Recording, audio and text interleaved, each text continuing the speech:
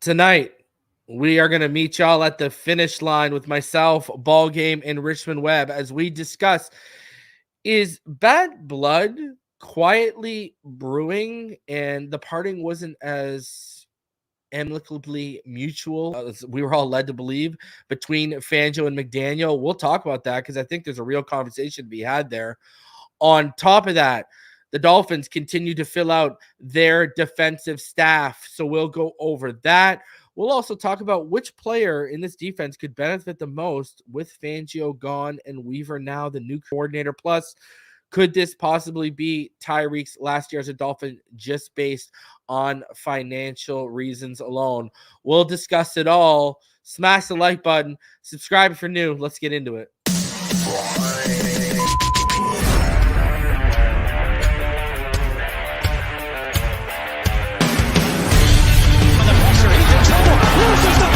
Touchdown! Got it! You have got to be kidding me. Jalen Waddle has a Dolphin touchdown. And he will score! Field down the near side, man open, touchdown!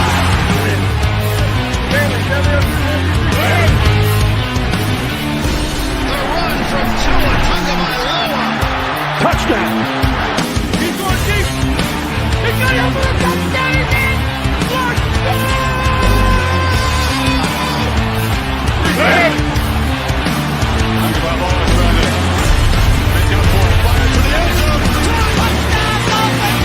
Beautiful day to be a Dolphin fan. Let's go!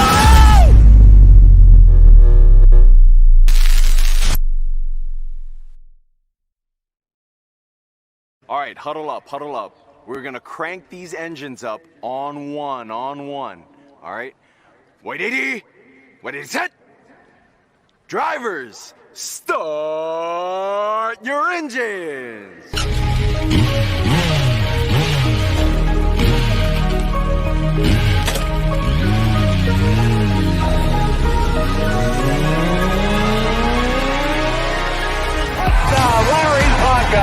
This is the finish line. I coached some great offensive linemen in the past. Larry Little, Dwight Stevenson, Jim Langer, all Hall of Famers, and Richmond Webb belongs to that same group. Here are your hosts, legendary Miami Dolphins left tackle Richmond Webb, Reason, and Mr. BallGame.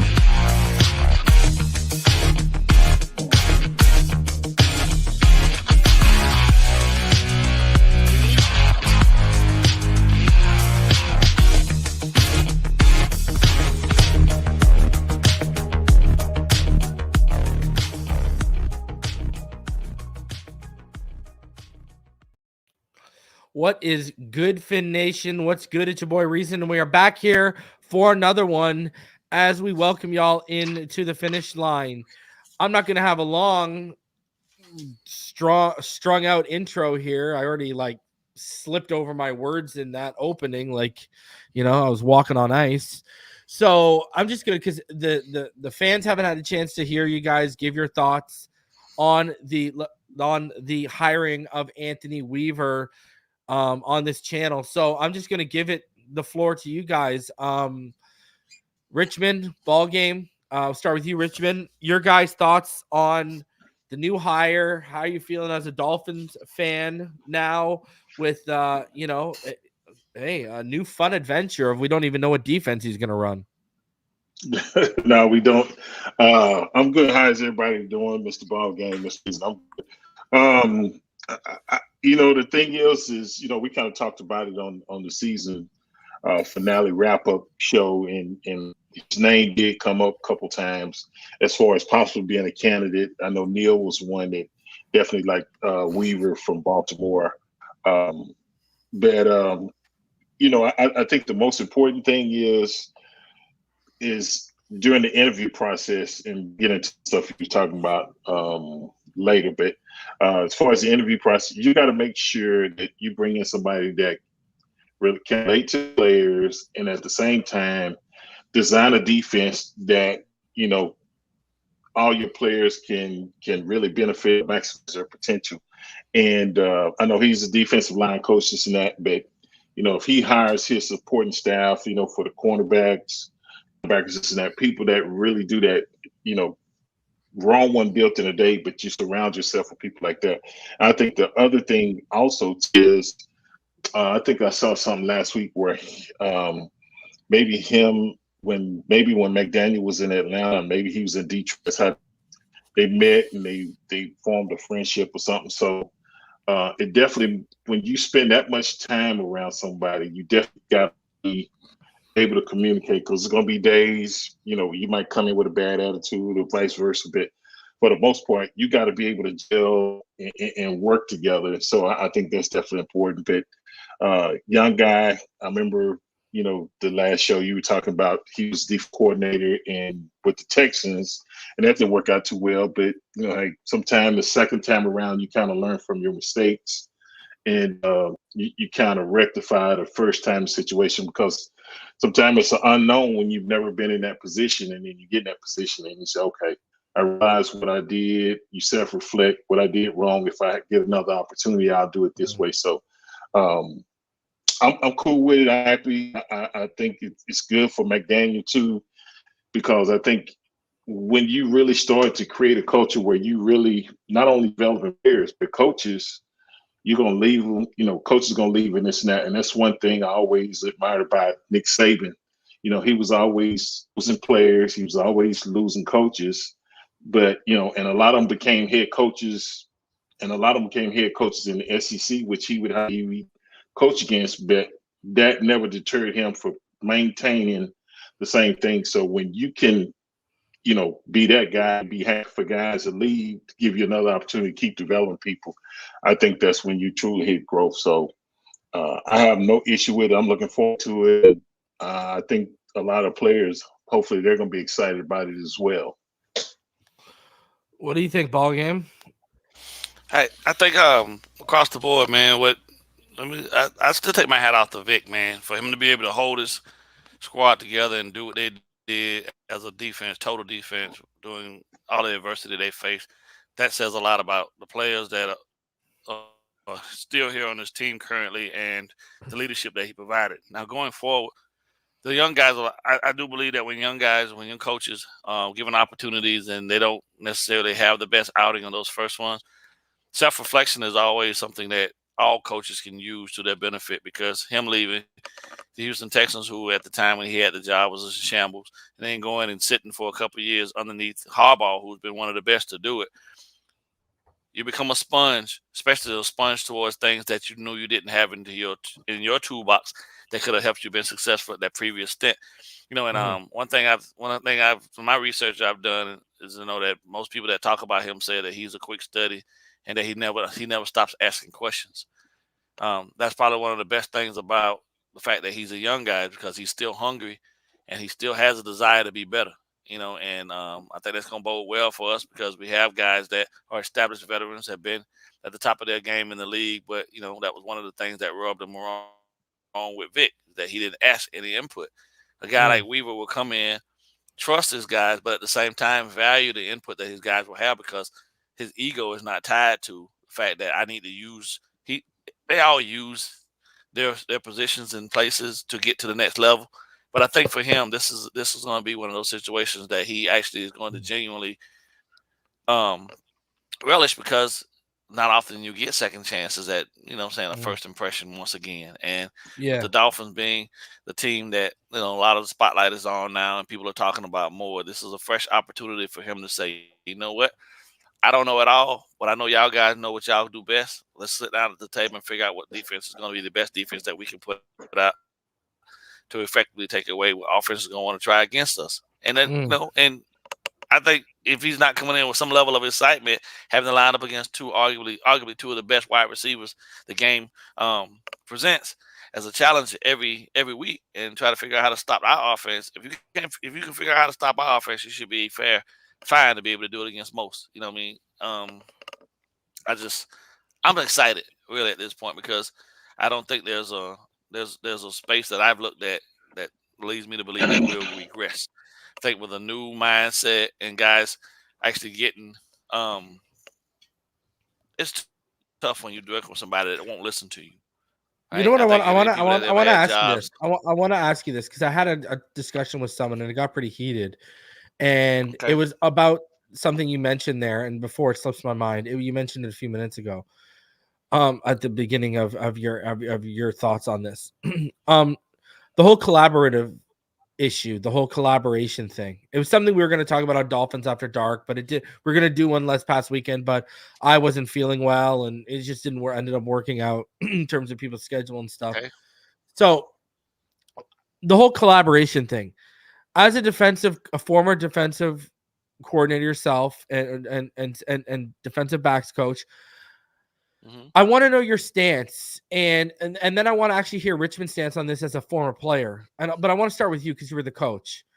Jayla, when you hear that, Albert Breer and people reporting that one of the things that rubbed people the wrong way in the building was not only players but also positional coaches were coming to Vic with like suggestions, ideas, takeaways, etc.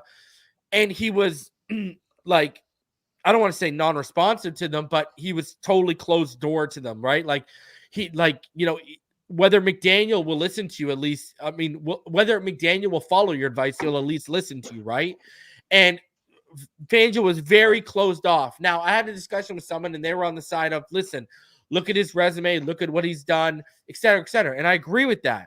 But if a player like, I don't know, Jalen Ramsey, who's won an actual Super Bowl in the iteration of this offense, he's godfathered because he's got more Super Bowls in this offense than Fangio, in this defense than Fangio does.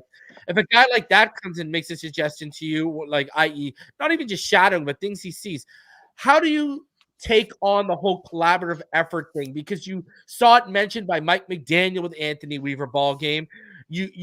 Okay, so my whole thing is, how do you feel like that whole closed door policy to suggestions based off your resume type of Fangio, or being more open to them even if you don't follow them? Like, where do you stand on that in terms of Fangio with his resume, with his background? Did he have a right to be that kind of closed off to positional coaches? Some could have been held over from the past regime that weren't his selection, as well as players. How do you feel about that?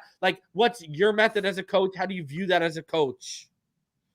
Well, I think first thing you have to establish is that when you come in as a new coach, right, the thing that brings you in is your previous resume.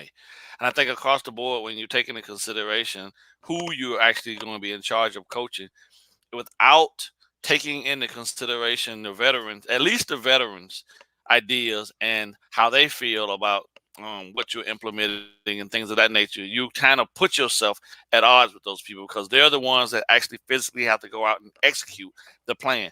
And like football is one of these sports, man, where it's ever evolving. And although people say, "Oh, well, cover 4 is cover 4, and cover 3 is cover 3," Yeah, different people running these coverages and running your defense was going to make your defense better or worse depending on the relationship that you have with them. If they feel like 100% that you believe in them and that you trust them and that you know without a shadow of a doubt that they have your complete trust in them to go out and be the best version of themselves, you're going to get a better product overall. And I think that even though, I feel like Vic used us, to be honest with you. I feel like Vic used us as his calling card to actually prove to the Philadelphia Eagles, who he had been there as an advisor on their staff, that, hey, man, I still got it. Look what I was able to do down in Miami now, and you guys, your defense fell off. I can come in and fix that for you. So he used us to get back to Philly.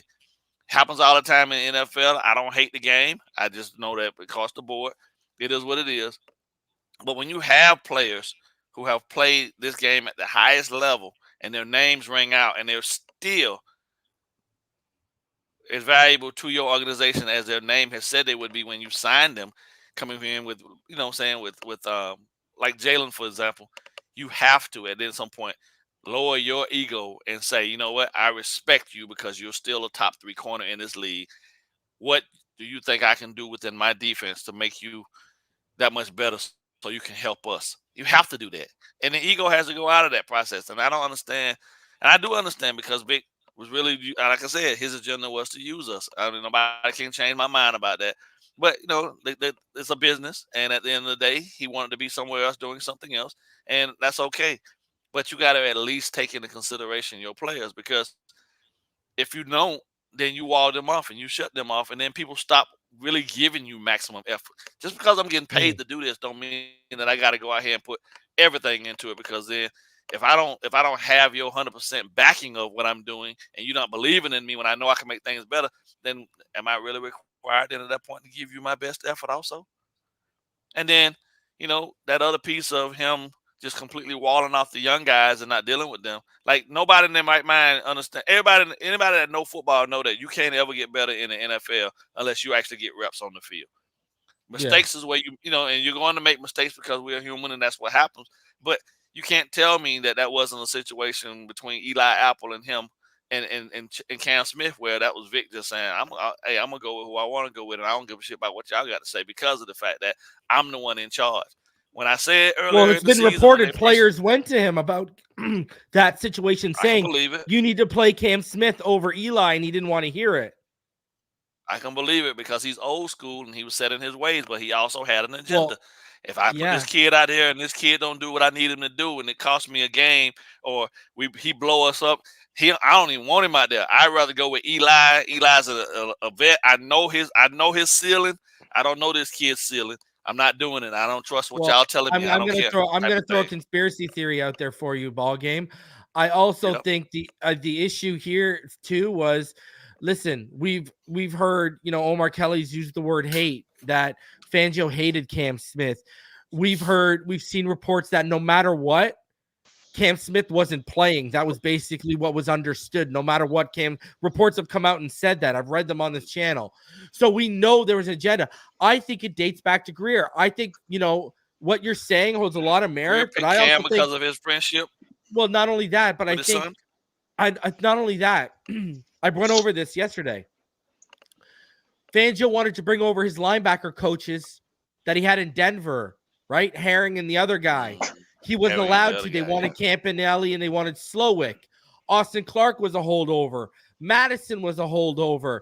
They were making him holdover staff, and they were also, like you said, Greer. Cam Smith was clearly a Greer pick, right? Clearly a guy. He's at 51. A lot of people, he was a first round talent. A lot of people had him going in the first. And so here you go. And I think that's what this all stems from. Your agenda that you're talking about, and this. I think he had sticking it to him. So you're saying, I can believe, hey, you don't let me have my guys that I want from Denver, I'm not going to play your guy that you drafted. Yeah. Yeah, you put me in charge. Talk about that ego. We talk about all the time on this channel. You didn't give me my guys. Your guy won't get on the field. Yeah. I mean, but you see it played out right in front of us. I mean, there's no way. I guarantee you that somebody that's close to Vic has sat down and asked him and say, hey, man, why you didn't play the Smith kid? Man, F that kid, bro. They didn't give me my guys. BallGame. You know what I'd been hearing throughout the season? I'd been hearing that, you were talking about people sit on the sideline, like picking brains, asking questions, right?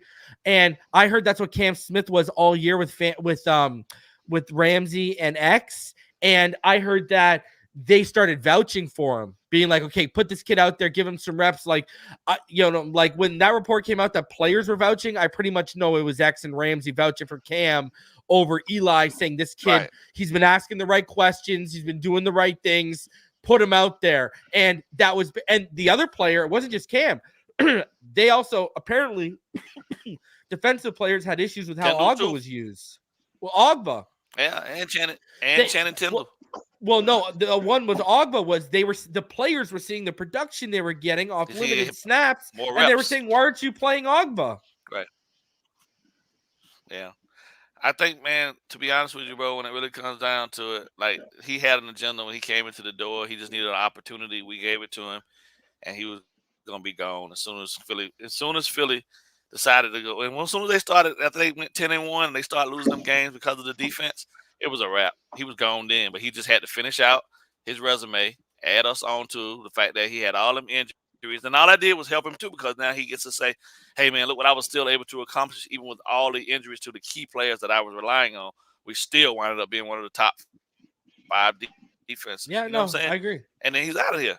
And then, because I kept imagine asking, what we could have been without all this drama. My question was always, what guy who's had all of this NFL experience is going to stand by and let the head coach flounder like this? unless you just don't plan to be here too long. Or you don't, Yeah. I mean, because I know if you really about the organization and you're really about helping the Miami Dolphins grow, you're not going to watch Mike continue to self-explode over there, bro. You're going to say something to him or give him some kind of advice on how to make himself better so he doesn't have those type of situations. I don't believe they had that type of relationship. I don't believe that at any point Vic was in it for anything other than Vic. That's the business. It is what it is. But I'm glad we got a new. I'm glad we found a coordinator sooner than later.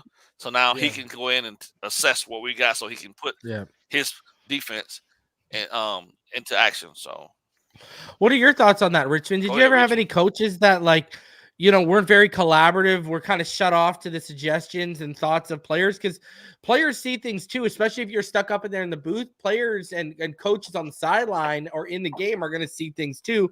Do you ever have any coaches that were kind of closed off like that? And what did you think about? What do you think about coaches that are not so collaborative with their positional coaches as well as the players? Yeah, it's definitely not beneficial. I do say that, and sometimes you get old school coaches, or you'll get a coach, and sometimes I think it's tough as a veteran. You're used to doing a technique a certain way, and they come in and try to change what you're doing, and it's really not comfortable. And you might try to do it this and that, but at the end of the day, when the heat get in the kitchen, you're gonna do what you need to do to get the job done.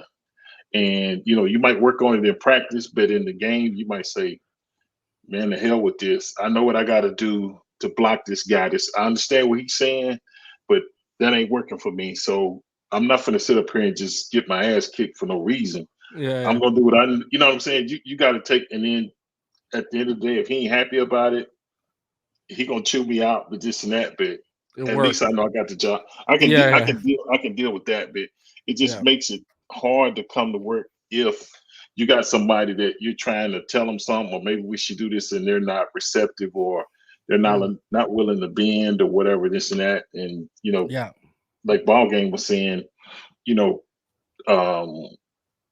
was thinking that I say Vic could have tried to tell Mike some things, but you got to realize he was the new guy, and then they had some holdovers on the staff, and I'm sure they went to Mike as well and said, "Hey, man, you trying to work this dude?"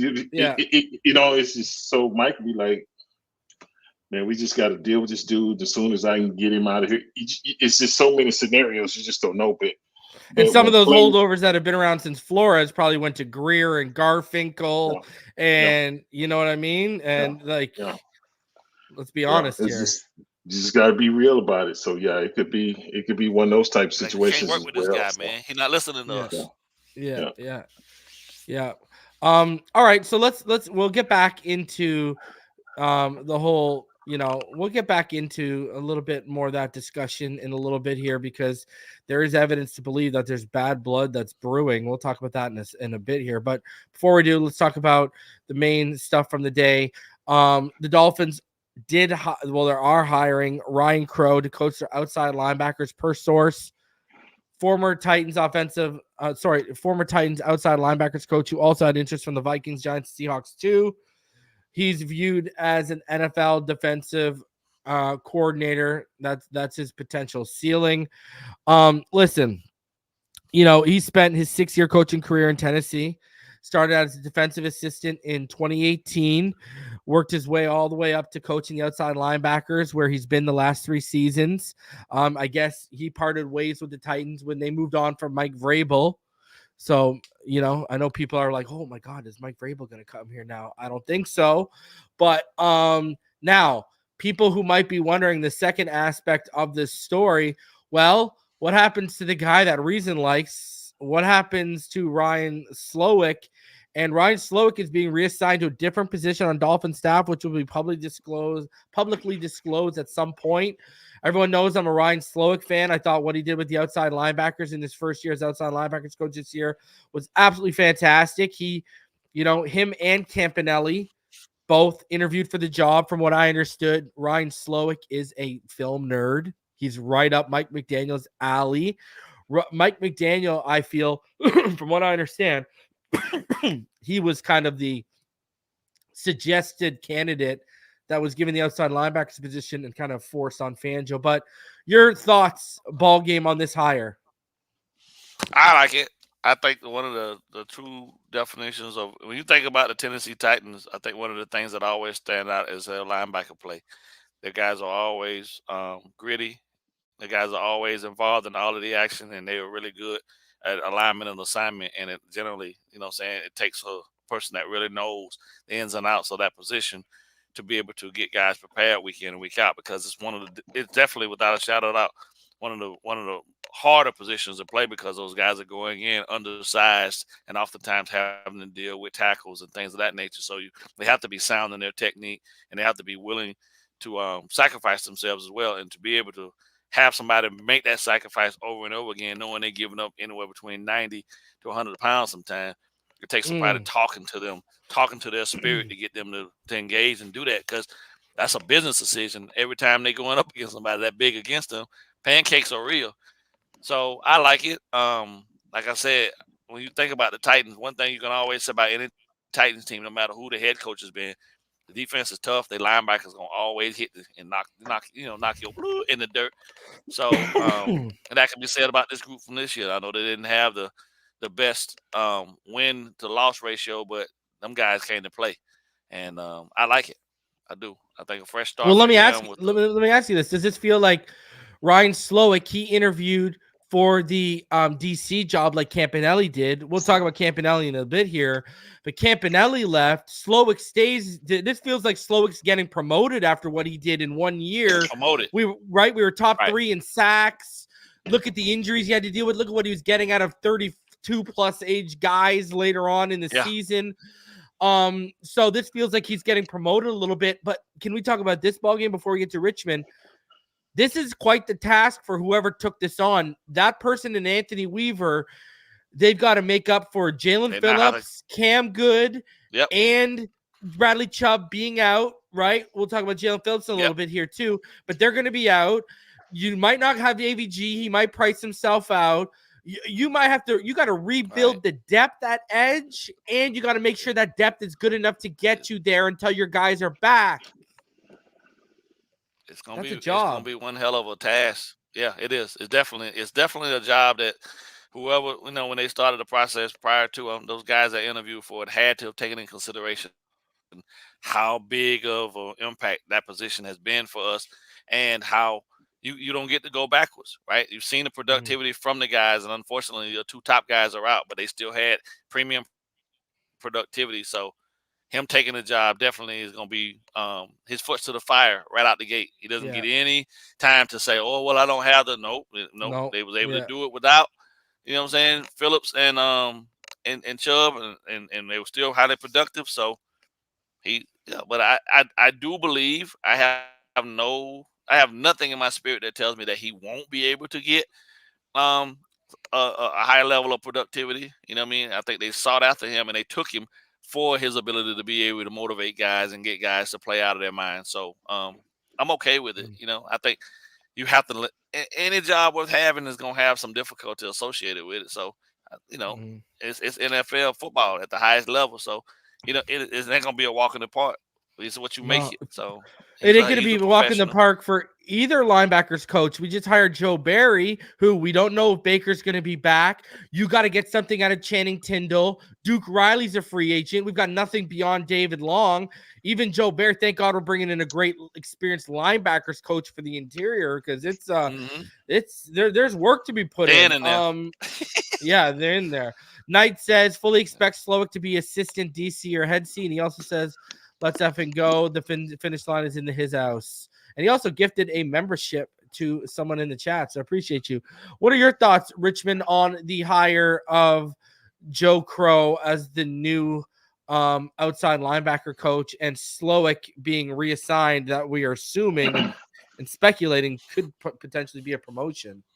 Yeah, I like it that you're still able to retain that guy, even though you brought in a new coach. I think the thing that stood out when I was reading the little clip or the little media post you put up there is that, he has the potential to be an up and coming defensive coordinator. So to start out kind of as an analyst or assistant coach in 6 years, that's pretty quick. you putting the work in, this and that. And so the good thing is he probably knows how to coach linebackers, whether it's a 3-4, 4-3, the over. He knows, so it's like you can utilize different things. And then earlier we were talking in the show, you're right, we got Phillips out, Chubb out, like you said, Van Ginkel, all those are concerns. But the good thing is, I also heard you say earlier, is that like Ogba wasn't getting the time. So maybe you can offset Ogba and get him some of that time. That's one less player you got to come up with this thing. Oh, Ogba's gone. Okay. Money, way too much money. You saved like 17 million. He's gone. Much money. Ogba's gone. Yeah, if you cut Ogba, you save like 17 million, 16 million, something like that. Okay. Yeah. It was like one of the worst. It was like one of the worst contracts we signed. Bro. Yeah. I got you. Well, I think, like you said, Baker and the other linebackers that possibly could be here, could not be here. I think as you're a coach, as long as you can't have those players, once you understand what type of defense you're going to try to run in the scheme and what you're projecting your linebackers to do, are you projecting your linebackers to basically make the plays, or kind of like when I played, they had Tim Bowens, Darryl Gardner. They had two big tackles to keep, and Zach. It's all in how you scheme it and set it up. This and that. It was kind of similar with. Well, listen. I'm going to tell you this. We don't know what's going to happen with Wilkins, but let's just hypothetically, let's say Wilkins doesn't come.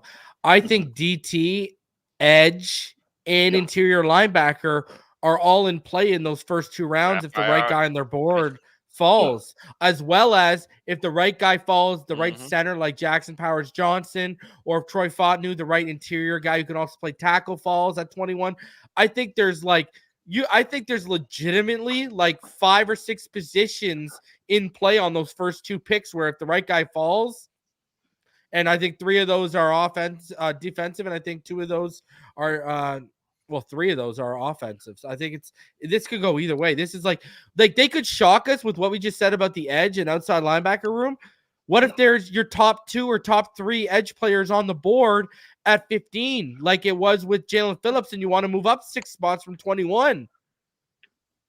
Now the cheap contract, you could move Chubb in a year or 2, so you don't have to worry about that money. You can shift that out of here, and then you can give that money to Jalen Phillips, and then you got a cheap contract to replace Jalen Phillips. Like there's stuff you can play, and you need it anyways because of what we just said. Sure, Jalen Phillips comes back miraculously in September. Who's with them? We don't even have Cameron Good, right? Andrew Van Ginkel's a free agent, right? Chubb's not going to be back till at least October, November. So it actually, if you're 2 or 3 edges on the board at 15, do you move up? Gotta go. That makes sense, right? If Brock Bowers falls out of the top 10 and he's saying, hey, tight end's the next evolution, and Brock Bowers looks like he could be a very special tight end in the NFL.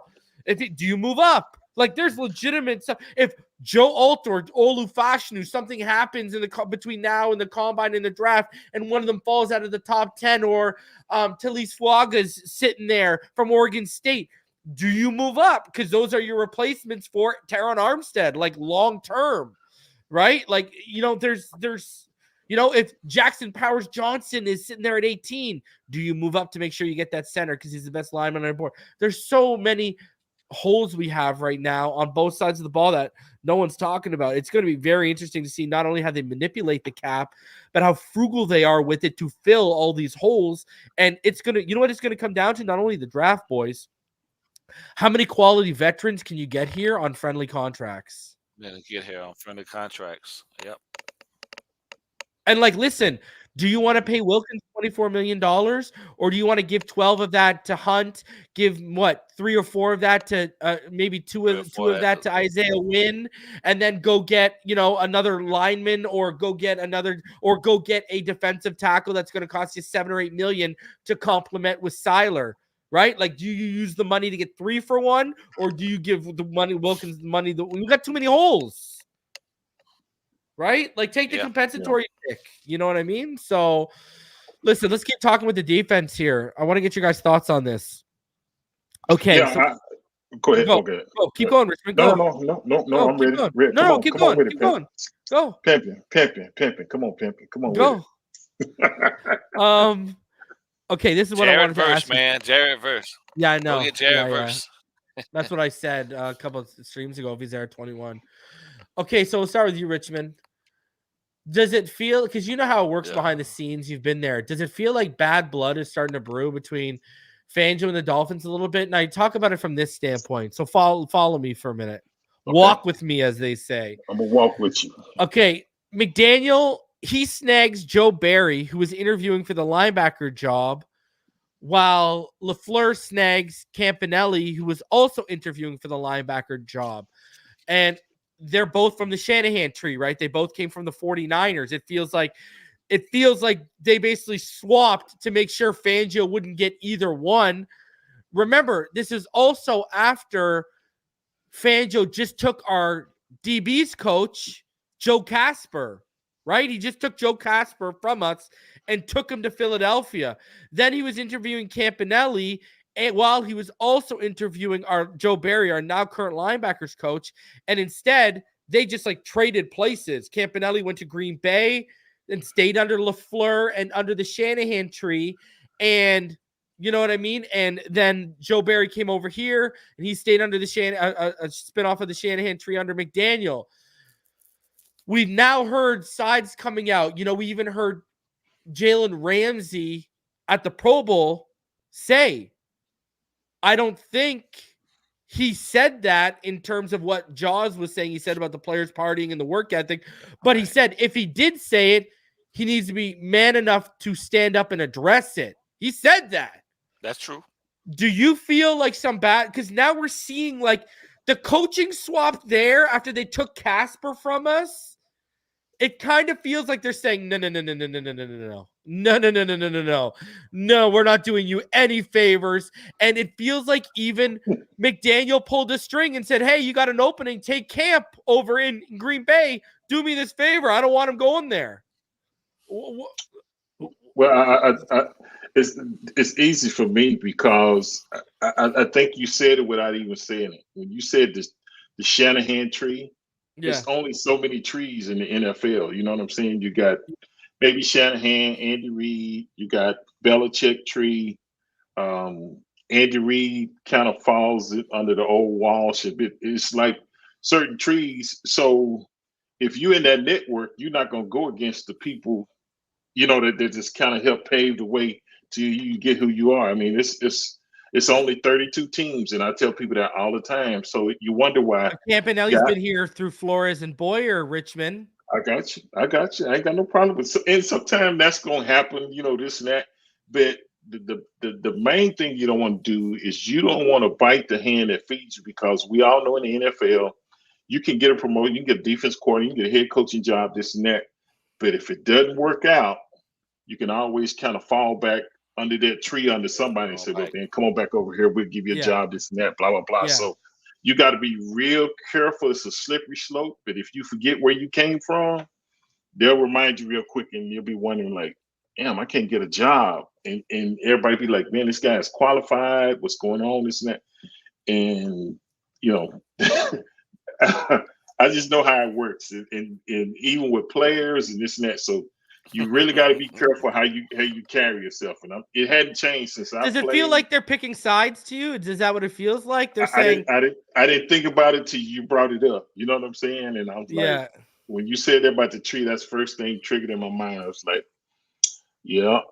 And it used to be a Parcells tree. Well, Parcells was kind of the Belichick was kind of that. But it's only a couple of trees in the park. Yeah. So, oh, I like that saying. Only a couple of coaching trees in the park. Ooh, that's a it. good one. That's what do you think, BallGame? I mean, how do you view this? Because it looks like they swapped to keep away from Fangio. I think so. I think across the board, when they looked at and they saw how he did, man, I told you, man, like these guys stick together, man. Egos, man, they run in packs. There's all these cliques in the NFL, just like anywhere else, just like in a regular society. People click up and they have common interests. And the last thing any of these guys gonna ever be cool with is somebody screwing one of their partners over. So you know, if there's a guy out there that could have went to the Eagles and helped them out, they definitely made sure, hey man, listen, my guy needs a job, he needs a position, he moved up. I'm gonna bring somebody else in, but I need you to take care of him, because fuck that guy over there. You know what I'm saying? Yeah. Like across the board, like real talk. And it happens. If it happens in corporate America, hell, if it happens at Walmart, you don't think it's gonna happen in the NFL? It's gotta happen. Cats click up, man, and they look out for each other, man. And there's a brotherhood that always exists amongst coaches. And there's one thing that always resides amongst coaches is that you don't screw someone over that gave you an opportunity. If you do, you forever on that list of we ain't effing with you going forward. And anything you need, or there's a position, or there's a guy that can come help you, we're gonna make sure he goes somewhere else. Especially he don't come from us. You're not gonna get him from us. I don't care how much you pay him. We'll make sure they pay him somewhere else if I can't use him because you screwed me over. So they looking out for Mike. And at the end of the day, all those guys that come that have been associated with each other, they want each other to win. No matter how competitive they are, at the end of the day, they want to see each other successful because they all are part of the same culture. And, that's the first thing that people talk about when they start associating coaches with each other, where they came from, who they learned from, you know what I mean? And the cat who brought him in and established it all with him, his name still rings out because at the end of the day, that thing matters to Shanahan. You know what I'm saying? Old man Shanahan still sitting back. He ain't coached the game in God knows how long, but look who all out here still running. You know what I'm saying? Yeah, They still singing praises to him at the end of the day. So, yeah. Yeah. And I think Weaver might watch this. Go ahead. Weaver gonna bring in his own shit, bro, so that they get away from the Fangio stuff. That's what I would do. See. You know what I'm saying? I'm gonna go run. I think he's gonna hybrid them. I think it's gonna be a combination. I think it's gonna be an aggressive hybrid. Exactly. Exactly. If you look at what McDonald was doing, like he comes from obviously the Peas tree, and then he was under Rex Ryan and Mike Pettin and stuff like that. And you look at the tree he comes from, it's like pre-2010 Patriots stuff he comes from. I think he saw what worked with Wink and what didn't work with Wink, and he saw what worked with Mike McDonald and what didn't work with Mike McDonald. And they're basically kind of hybrids of what we do, because you saw Mike McDonald got away with the coverage stuff he was doing. Like you look at the numbers, he was running cover 6 week 1 mainly, and then you look at other weeks he was mainly running cover 3. There would be a couple weeks where he's running cover 3 the most 2 weeks in a row, then he'd go to cover 1 the most, like, and then you look at the pressure rates. The pressure rates would go from like 11% blitz rate to like a 50% blitz rate the next game. Then the game after that, it would drop to like a 14% blitz rate. Then a couple weeks later, it'd spike up to like a 40% blitz rate. It's literally going to be such a hybrid, and it's going to be a fluid defense in terms of matchups matter. Matchups are going to matter. If you got a number 1 receiver who's like a CD or like a Justin Jefferson, I believe they're going to shadow him with Jalen Ramsey. I think you're going to see Jalen Ramsey and Javon Holland used much more as chess pieces than what you saw Fangio do. Fangio was like, Ramsey right side of the field, Eli left side of the field, leave it at that. Like, you're not going to see that. It's not going to be so simplistic. Like, look at all the stuff Mike McDonald was doing. He kind of went, he's a Wink Martindale disciple, but what did he do? Learned what Wink did wrong, and then ball game. When you go back to Houston, what's his face? Mike McDonald. Anthony Weaver was put in a weird spot because it was Romeo Crennel's defense and it was Romeo Crennel's personnel. And he was like, oh crap, like this is what I got to deal with. He wasn't given time to shift the defense into his vision and really deploy. He had to switch from 3-4 to 4-3 midway through the season because of the issues they were having up front.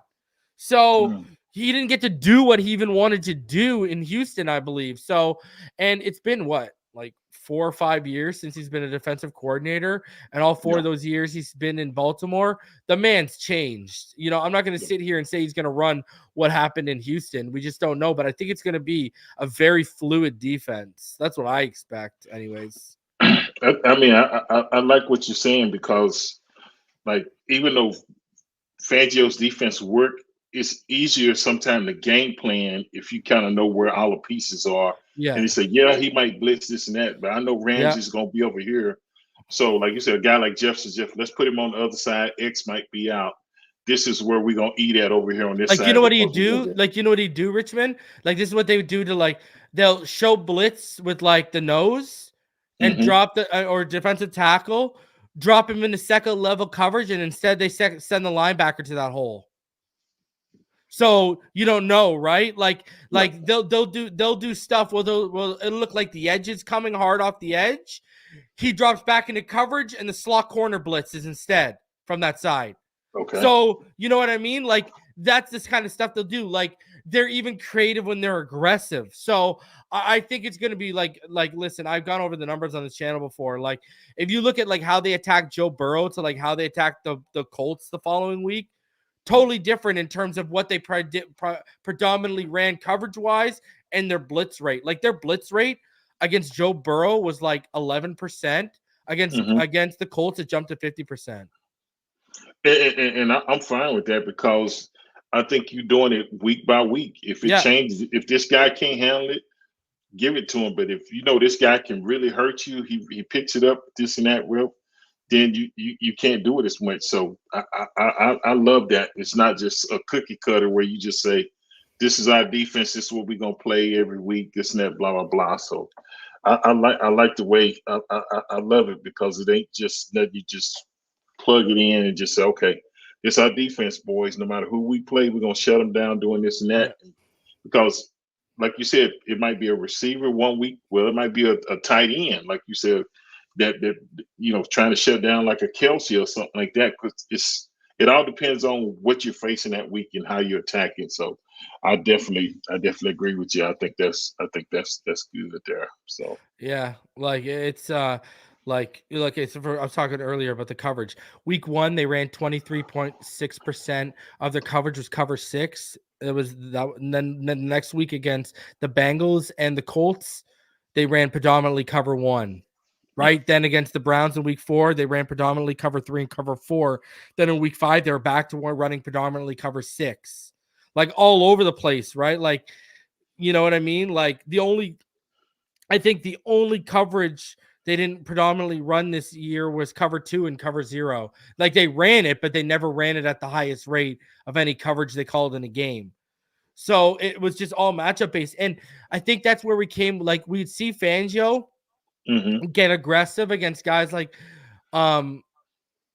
Lamar and Josh, but he wasn't aggressive enough, right? You know, we weren't getting stuff with 4-man rushes, and we weren't getting creative with our rushes when we send 5 or 6, and we're constantly losing against 5. You know what I mean? Like, you know, it's just you got to get better with that, and that's how you're going to beat those guys. I mean, because you saw with Marino, we've seen it with Brady. Doesn't matter who the quarterback is, Richmond. If you can make them uncomfortable in the pocket and you can make them second guess, hold the ball a little longer. I mean, quote unquote, start seeing ghosts. You know, that happens to every quarterback, right? It's just some guys, it takes a lot longer for them of you getting in their face or making them feel uncomfortable till you start seeing it show up in a game, where the other guys, as soon as you start doing it, you start seeing problems from them in the pocket, right? So, and like you said too, I think you look at Jalen Ramsey and you look at Holland, and like you tell him, hey, we're gonna lock you up with this guy or with Holland. You move him around and give him opportunities because, you know, he great tackler, he covered, he does so many things well that you really get to let this guy showcase what he does, because we knew how Javon Holland was his rookie year, and to kind of just say, okay, we're just gonna leave you right here and you just play this. It makes it more fun as a player, because you go say, okay, I get to shine because I'm gonna blitz this week and blah blah blah. You get hyped, this and that, and you start making plays and this and that. Yeah. Bro, what's going on? I fumbled my words in the opening. Richmond goes, BallGame goes. I'm next. I gotta start looking at my. Don't you go anywhere. Reason this me and BallGame can slip out. No, you got to stay. Hey, China. This is the difference, right? Listen, China, if we weren't live and this was an audio podcast, people wouldn't even have known BallGame was gone. Yeah, they still don't know he's gone. Yeah. BallGame can get away with that. They don't know. All right, so let's keep it moving here. I asked you guys, I'll let you guys go first and then I'll give my answer. I'm sure one of you guys are going to give it. When you look at Anthony Weaver coming in, Vic Fangio out, we'll start with you, BallGame, on your triumphant return. What defensive player stands out that is going to benefit the most from Fangio's departure and Cam Weaver's arrival? Smith. Yeah. Cam Smith. Yeah, I got that. That's my same answer. Yeah. The young guy gonna get to play, man. You don't take a guy in the second round and then man. You know, see what he really has, and then he gonna get to play. Because I just don't think X is back. So you got to get him on the field sooner than later to see what you really got in him. You spend a second round pick on him. You'd be a fool not to. You got to get him out there. You got to let him play. Yeah, I agree with that. Yeah, you know, to me that's like, a no-brainer. People forget, man. You watch the tape of him coming out, the size, the speed, the fluid hips just pop off. Incredible feet, great at mirroring. He's very instinctual as a ball hawk. He's a really explosive athlete. Like, if we were running more press, which that's one thing they ran a lot more, right? If you look in Baltimore under McDaniel, right? Yeah, they ran a lot of zone stuff, but they also pressed the boundary a lot more, over 20%, while in Miami, we only pressed the boundary about 4% this season. You look at a press or a man cover, like, people forget, right? After he was redshirted as a freshman, he led the Gamecocks in interceptions the next year. Guess who he was tied with? J.C. Horn. Where did J.C. Horn go again? Horn. Right? Top 10, Carolina, right? Top 10 pick, Carolina, right? Like, you look at it, man.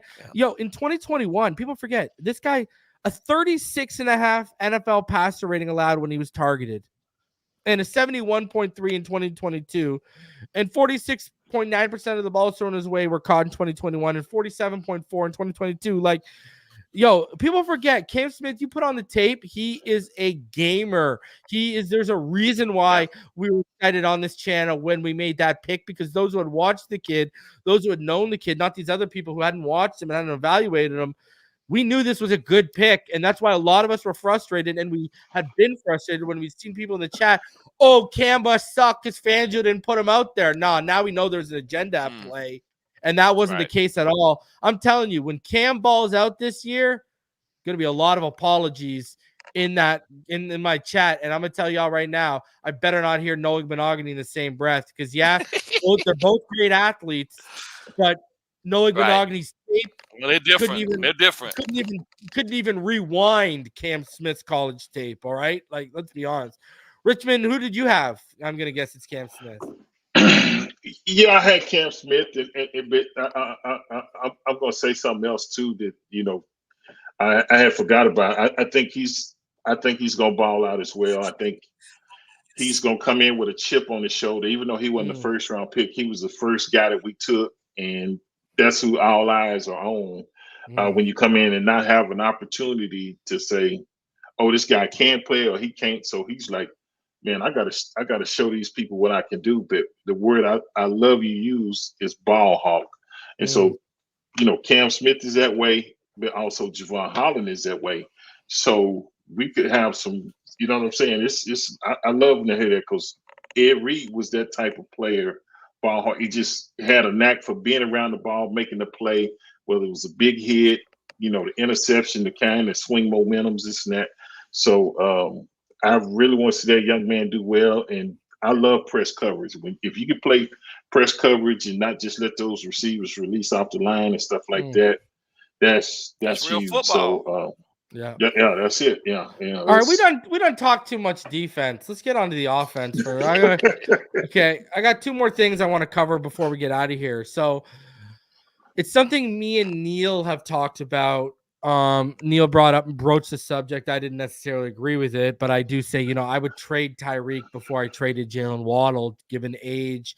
I think we just scratched the ceiling of Waddle, money alone. But I think trading either one is counterproductive to what we're building offensively in Miami. So I wouldn't trade either one. But if you put a gun to my head and said reason one's got to go, okay, I'm keeping Waddle.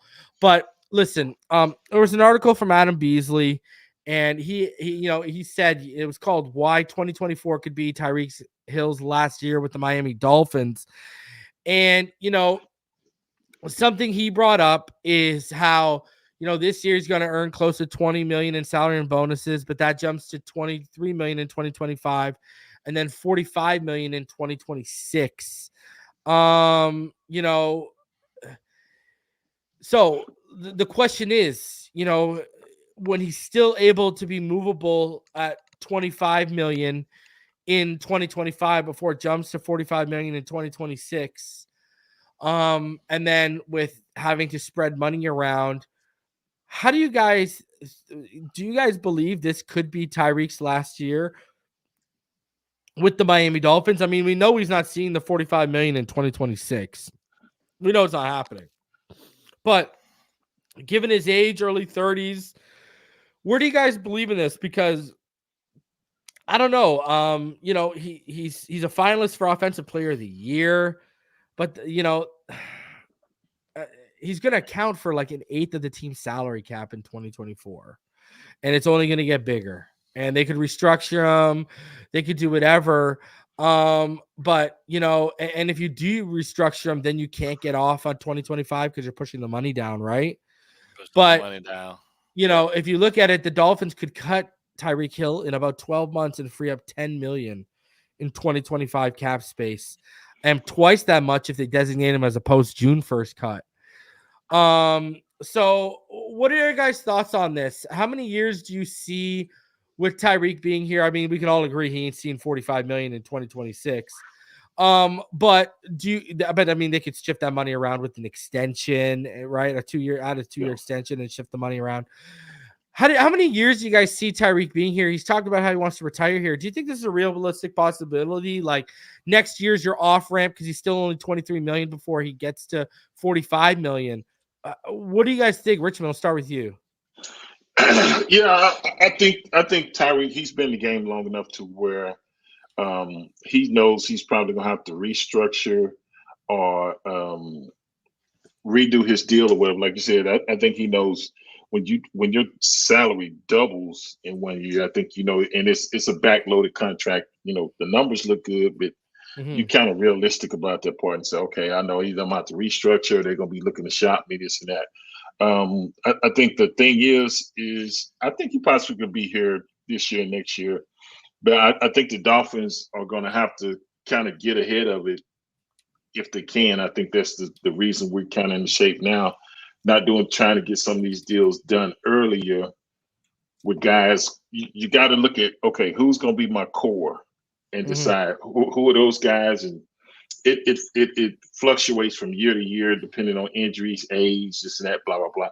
But you got to have a core group of guys and then say, okay, if he's going to be one of our core guys, then you look to either restructure this and that, because it's got to be a cap friendly deal to, you know, sign all the others. But if it's not, you know, you can see a move. I think the thing this year I would like to see is the ball being more distributed around to the different, maximize and try to use all our weapons. I think sometimes we went so heavily sometimes on Tyreek that sometimes it seemed like it might have been predictable, but great player. I think he helped change the attitude as far as, you know, what it takes, the way he practiced and put it on the line. I definitely think he was an asset and definitely have changed the mental culture and stuff around here. So I'm hoping he's around here at least 2 more years. But like you said, it all just depends on an injury or something here or there. You just don't know. But yeah, that's my take on it.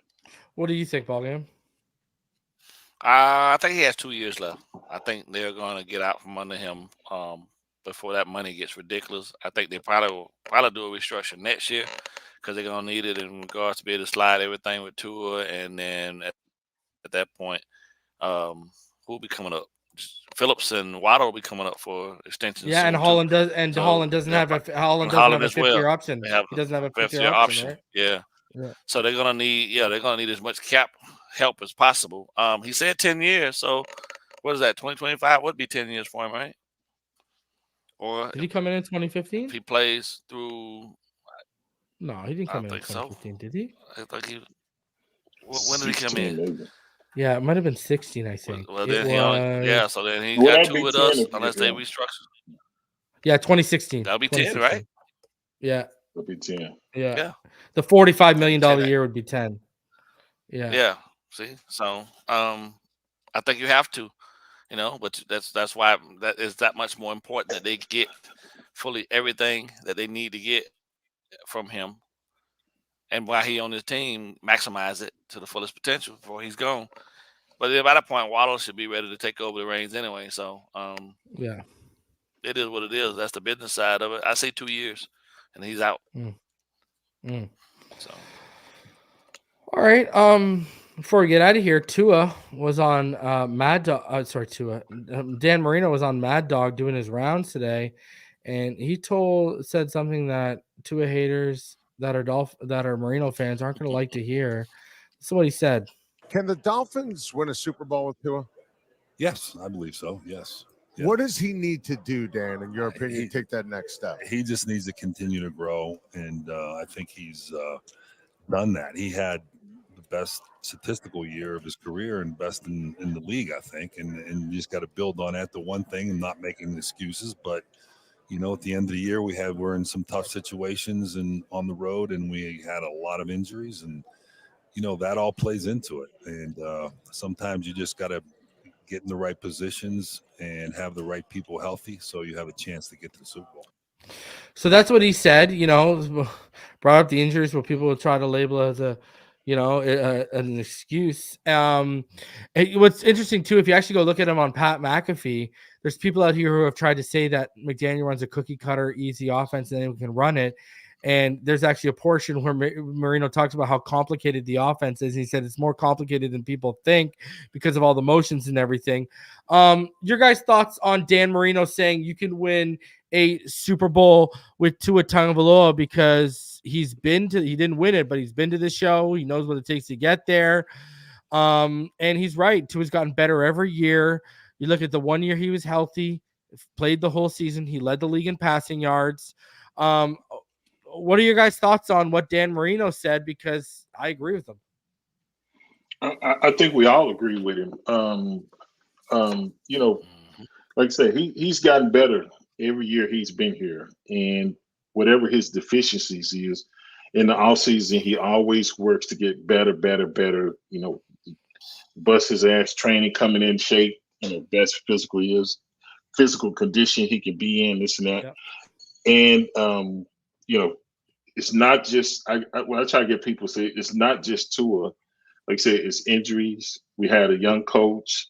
It's a combination of things. If you could just pinpoint it and just say that's the problem, remove that, plug and play, that's easy. But it's a lot more complicated than what people think it is. But no, I agree with everything Dan is. I know everybody on this show, me, you, and BallGame agree with it. So, like I say, I think the biggest thing is people just got to be a little patient, but we're definitely headed in the right direction and not have so many injuries. And we're definitely headed in the right direction. I think the key injury he's talking about is there was two, Wynn and Connor, and I don't think our interior could get off over both of them. Connor especially, right?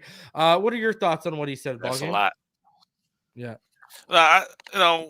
We've said all along that for us it's about the measurables, and if you look at what Tua has done over the last 2 seasons, he's trending upward in a major way.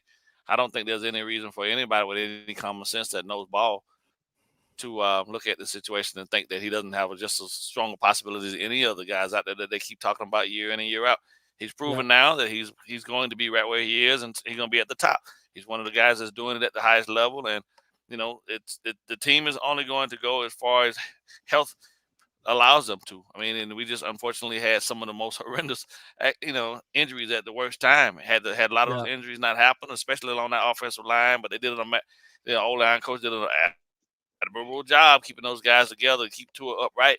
Statistically, he's right there amongst the guys that they say are the cream of the crop. And it's just a matter now staying healthy. We can dodge that injury bug at the right time. They're gonna be a problem for years to come with him at the helm. Because no matter how much people don't like him because he doesn't fit the prototype of a Herbert or anything like that, the guy is an NFL pro and he's got the goods to lead this team. I do believe that. If you can get to the Super Bowl with Purdy's skill set, which is damn near identical to Tua, I think Tua's a little bit more accurate and anticipates a little bit better, but they're damn near identical. You can get there with Tua Tagovailoa, and that's proven to me, and it looks like if they would have had Purdy last year, they probably would have got back there twice because Purdy got to the NFC Championship before he got hurt. So it's doable. It's Right. just it's very doable. yeah. So, For sure. ladies and gentlemen, I'm gonna be back tomorrow with Neil. Look for us around 5:00. All right. I appreciate you, Richmond and BallGame, for coming through, guys. Smash the like button, subscribe if you're on your way out. You already know what time it is. Until Margaritaville comes through with a cease and desist. Fins up all day, every day, baby.